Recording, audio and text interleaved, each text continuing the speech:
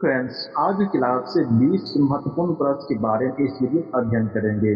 जो 20 महत्वपूर्ण प्रश्न है भारत के कुछ एग्जाम में अब तैयारी कर रहे हैं। ये 20 प्रश्न हर एग्जाम में रिपीट होते रहता है।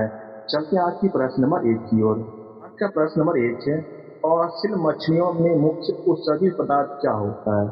इसमें उत्सर्जित पदार्थ जो होता है अमोनिया होता है। Option number C. जलीय जीव मुख्य रूप से एमिनोटेलिक होते हैं जो सीधे जल में अत्यधिक विचलित अमोनिया को उत्सर्जन करते हैं। प्रश्न नंबर 2 है, पक्षियों और कीटों में उत्सर्जित पदार्थ किस रूप में होता है? पक्षियों और कीटों में उत्सर्जित पदार्थ यूरिक एसिड होता है। Option number B.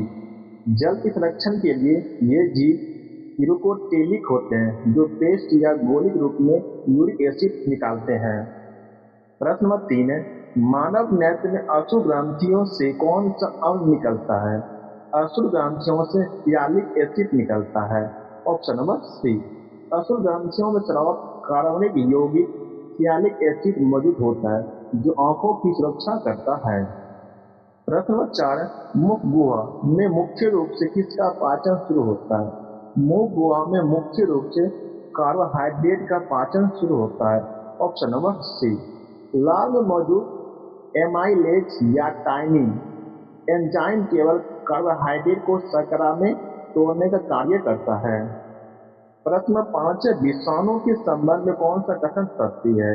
जो विषाणु होते हैं यह सजीव निर्जीव के बीच की कड़ी होते हैं। Option number B.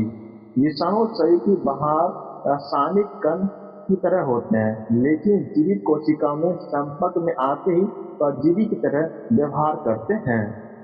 प्रश्न नंबर 6 है, रक्त प्लाज्मा में मौजूद एल्ब्यूमिन प्रोटीन का मुख्य कार्य क्या है? इसका जो मुख्य कार्य होता है प्राशन दाब उत्पन्न करना होता है। ऑप्शन नंबर सी। एल्ब्यूमिन रक्त को तरल संतुलन प्राशन दाब बनाए रखता है जबकि ग्लोबुलिन प्रत्यक्षा से जुड़ा है।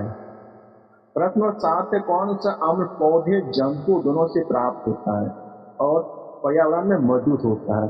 ये जो अम्ल होते हैं ये लैक्टिक एसिड होते हैं जो पौधे और जंतु में दोनों से प्राप्त होते हैं।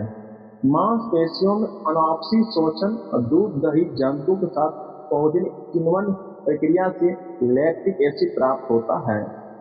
प्रश्न 8 है, एक तत्व के समस्थानिक किसकी संख्या भिन्न होती है? ये जो होते हैं न्यूट्रॉन की संख्या भिन्न होती है। Option number C. समस्थानिक प्रोटॉन और इलेक्ट्रॉन समान होते हैं लेकिन न्यूट्रॉन की संख्या अलग अलग होने से द्रव्यमान बदल जाता है। प्रश्न नंबर 9 है, कठोर जल अधिक झाग कौन उत्पन्न करता है? जो कठोर जल होता है उसमें जो झाग उत्पन्न होता है ये कृत्रिम अपमार्जक उत्पन्न करता है। Option number B. अपमार्जक कठोर जल में मौजूद कैल्शियम और मैग्नीशियम के साथ घुलनशील लवण बनाते हैं जिससे वे आसानी से झाग देते हैं। प्रश्न नंबर 10 है, क्लोरोफिल के निर्माण में मुख्य खनिज का घटक कौन है? जो क्लोरोफिल होता है उसके निर्माण में खनिज का जो मुख्य घटक होता है ये मैग्नीशियम होता है, Mg। ऑप्शन नंबर सी। जिस प्रकार हीमोग्लोबिन के लिए लोहा आवश्यक है उसी प्रकार क्लोरोफिल के लिए केंद्रक में मैग्नीशियम आवश्यक होता है। प्रश्न नंबर 11, लोलक जब अपने अंत बिंदु पर होता है तो क्या अधिकतम होता है? जब लोलक अपने अंत बिंदु पर होता है उसमें त्वरण अधिकतम होता है। ऑप्शन नंबर सी, त्वरण।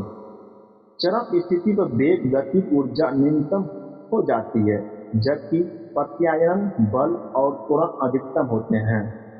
प्रश्न नंबर 12, यदि झूला झूलता हुआ व्यक्ति अचानक खड़ा हो जाए तो झूले की गति पर क्या प्रभाव पड़ेगा? इसकी गति बढ़ जाएगी। Option number A. व्यक्ति खड़े होने पर ग्रुप केंद्र ऊपर उठता है, प्रभावी लंबाई कम हो जाती है जिससे आवर्तकाल घटेगा और गति बढ़ जाएगी। प्रश्न नंबर 13, विद्युत इस्त्री में हीटिंग एलिमेंट के रूप में किसका उपयोग करते हैं? इसमें नाइक्रोम का प्रयोग किया जाता है। Option number C. नाइक्रोम जो निकेल प्लस क्रोमियम का एक मिश्र धातु है जिसकी प्रतिरोधकता उच्च होती है। इसका 800 डिग्री सेल्सियस तक तापमान सह सकती है। प्रश्न नंबर 14, सोलर कुकर में किस दर्पण का प्रयोग होता है? सोलर कुकर में अवतल दर्पण का उपयोग किया जाता है। Option number C. अवतल दर्पण सूर्य के प्रकाश किरणों को एक बिंदु पर केंद्रित करता है। प्रश्न 15। खतरे के जो सिग्नल लाल रंग क्यों बनाए जाते हैं? क्योंकि इसका परिकीर्णन सबसे कम होता है। ऑप्शन नंबर सी। लाल रंग की तरंगें स्वाभाविक होने के कारण इसका फैलाव बहुत कम होता है और जिससे दूर से अस्पष्ट दिखाई देता है वस्तु। प्रश्न नंबर 16। समुद्र डूबी वस्तु को स्थिति पता लगाने के लिए किसका उपयोग किया जाता है? समुद्र में डूबी हुई वस्तु को स्थिति पता लगाने के लिए सोनार का प्रयोग करते हैं। साउंड नेविगेशन एंड रेंजिंग ध्वनि तरंगों की परावर्तन के सिद्धांत पर काम करता है और जल के भीतर वस्तुओं को पता लगाने में काम करता है। प्रश्न नंबर 17। इलेक्ट्रोमीटर हाइड्रोमीटर किस सिद्धांत पर कार्य करता है? ये आर्किमिडीज के सिद्धांत पर कार्य करता है। Option number C. ये उपकरण द्रव की घनत्व उत्प्लावकता के आधार पर काम करता है जो आर्किमिडीज सिद्धांत पर आधारित है। प्रश्न 18। पृथ्वी के केंद्र पर किसी वस्तु की भार और द्रव्यमान का क्या प्रभाव पड़ेगा? इसका जो प्रभाव पड़ेगा, भार शून्य होगा और द्रव्यमान अपरिवर्तित रहेगा। इसमें द्रव्यमान एक स्थिर राशि है जो कहीं नहीं बदलती है। केंद्र पर गुरुत्वीय त्वरण शून्य होने के कारण केवल भार शून्य होता है। प्रश्न 19 से निम्न में से कौन से अदिश राशि है? इसमें जो अदिश राशि है, इसमें विद्युत धारा अदिश राशि है। बाकी वेग, बल, आघूर्ण, विद्युत क्षेत्र एक सदिश राशि होते हैं। विद्युत धारा परिमाण और दिशा दोनों होते हैं जिस सदिश योग के नियम के पालन नहीं करते, ये एक अदिश राशि है। विद्युत धारा में परिमाण और दिशा दोनों होते हैं, सदिश का योग पर नियम के पालन नहीं करते हैं, इसलिए इसे अदिश राशि में रखा गया है। प्रश्न 20 से एक बंद पात्र में गैस का दबाव बढ़ाने पर उसके द्रव्यमान पर क्या प्रभाव पड़ता है? एक बंद जो पात्र होते हैं, गैस के दबाव बढ़ाने पर उसके द्रव्यमान पर क्या प्रभाव पड़ता है? इसके जो द्रव्यमान को प्रभाव पड़ेगा, एक बंद निकाय में पदार्थ की मात्रा स्थिर रहती है, इसलिए इसका दबाव परिवर्तन से द्रव्यमान पर कोई प्रभाव नहीं पड़ता इसमें। प्रश्न 21 है किस मिट्टी का निर्माण निक्षालन प्रक्रिया से होता है और ईंट बनाने में उपयोगी होता है? यह लेटराइट मिट्टी का होता है। Option number C.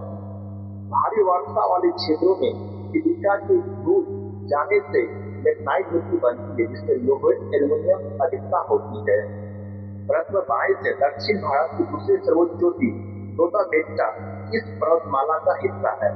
ये नीलगिरी का हिस्सा है।